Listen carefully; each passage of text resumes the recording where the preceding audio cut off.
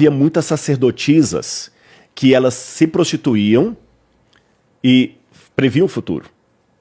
Tá certo? E muitas dessas mulheres acabavam assim, as igrejas, as religiões mais conservadoras, como a sinagoga, não deixavam as mulheres falarem, porque essas sacerdotisas de Afrodite, elas dominavam o culto, elas entravam em transe, muitas vezes transe, elas ficavam êxtase, sabe? Começavam a falar e ninguém mais falava.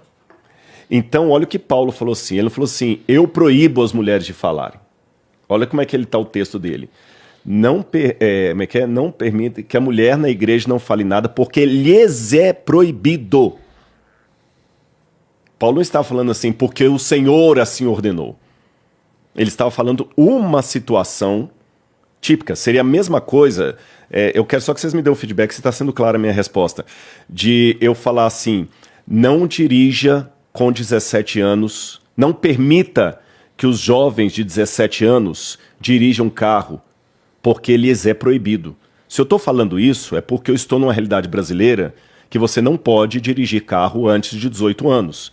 Aí, daqui a 2000 anos, alguém com a mentalidade americana, que já pode dirigir a partir dos 16, fala assim, que absurdo, Rodrigo proibiu os jovens de dirigir. Não, eu estou falando de uma situação daqui do Brasil que os jovens não devem dirigir porque é contra a lei. Então eu falo assim, Igor, não deixe os jovens dirigirem porque isso é proibido para eles, vai dar problema.